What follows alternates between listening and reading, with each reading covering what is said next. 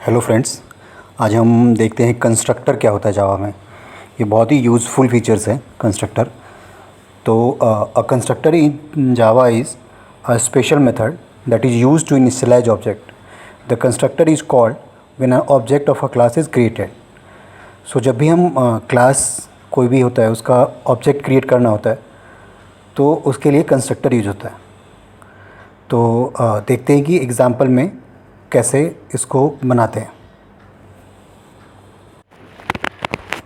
तो अभी हम एक एप्लीकेशन बनाते हैं। इसका नाम दे देते हैं कंस्ट्रक्टर टेस्ट और पैकेज नेम कर देते हैं कॉम डॉट टेस्ट और पब्लिक स्टैटिक वॉइड मेन को भी सिलेक्ट कर देते हैं। तो अब इसमें एग्जांपल में समझते हैं कि कैसे कंस्ट्रक्टर बनाते हैं और उसका कैसे यूज करते हैं बेसिकली। यानी कि जब भी हमको कोई ऑब्जेक्ट को इनिशियलाइज़ करना रहेगा तो वहाँ पे कंस्ट्रक्टर बहुत यूज़फुल होता है। तो चलिए यहाँ पे एक एग्जांपल बनाते हैं। एक क्लास डिफाइन करते हैं नया, एम्प्लॉय नाम दे देते हैं इसको। ठीक है। अब एम्प्लॉय में जैसे कि आप जानते हैं कि नॉर्मल एम्प्लॉय का क्या होता है, नेम होता है। तो प्राइवेट स्ट्रिंग नेम डिफाइन कर देते हैं, फिर प्राइवेट स्ट्रिंग फ्लोट एज, यानी उसका नेम ले लेते हैं और एज ले लेते हैं एम्प्लॉय का। और एक और फील्ड डिफाइन कर देते हैं फ्लोट एज अ सैलरी। और एक और डिफाइन कर देते हैं स्ट्रिंग एज अ डिपार्टमेंट। सो कोई भी एम्प्लॉय हो उसका एक अपना नेम होगा, एक उसकी एक एज होगी और उसकी एक सैलरी होगी। और फिर किसी न किसी डिपार्टमेंट होगा, जैसे कि सेल्स डिपार्टमेंट में हो सकता है, आईटी डिपार्टमेंट में हो सकता है, मार्केटिंग में हो सकता है, कोई डिज़ाइन में हो सकता है। आप राइट क्लिक करके सोर्स में जा करके जनरेट कंस्ट्रक्टर यूजिंग फील्ड्स करोगे तो आप कंस्ट्रक्टर जैसे ये सारे फील्ड मैं सेलेक्ट कर दे रहा हूँ, नेम एज सैलरी। और राइट साइड में देखोगे सेलेक्ट ऑल और डीसेलेक्ट ऑल का ऑप्शन है। इंडिविजुअली आप सब चाहो तो सबको हटा भी सकते हो या डीसेलेक्ट ऑल भी करोगे तो सारे हट जाएंगे।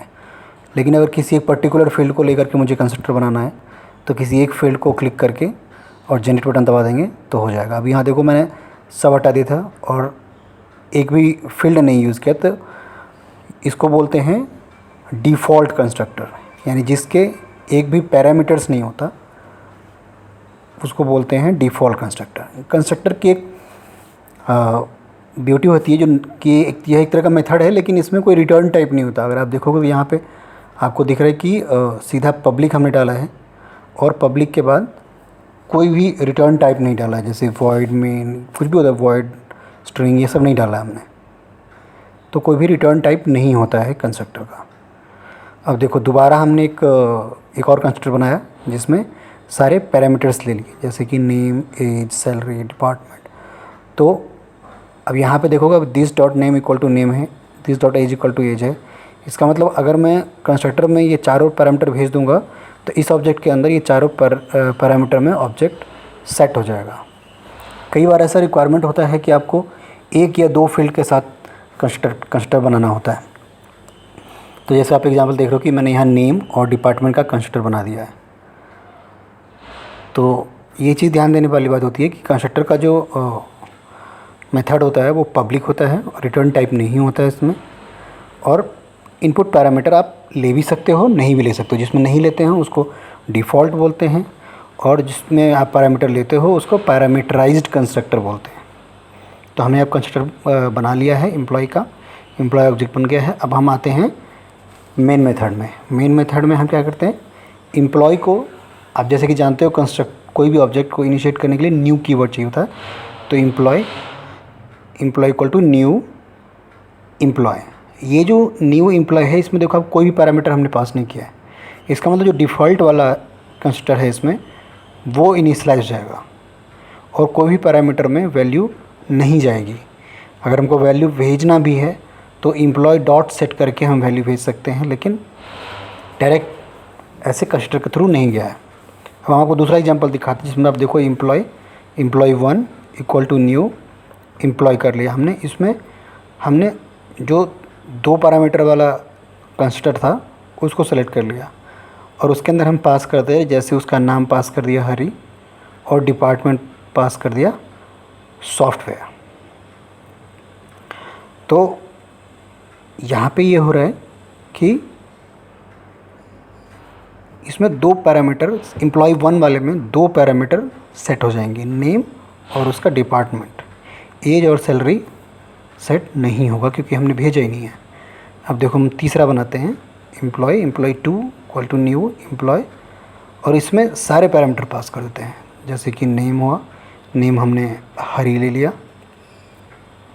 और एज ले लिया 6, सैलरी कर दी suppose 20,000, but it could be anything.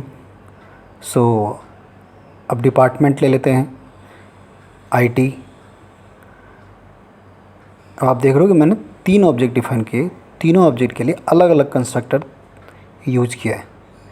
अब इसको समझने के लिए इसको प्रिंट करते हैं हर ऑब्जेक्ट को कि उसके साथ हुआ क्या। ठीक है, तो इसमें समझते हैं। जैसे एम्प्लॉय 1 है, एम्प्लॉय 1 के अंदर हम जैसा देख रहे हो कि कर ले रहे हैं कि एम्प्लॉय डॉट गेट नेम,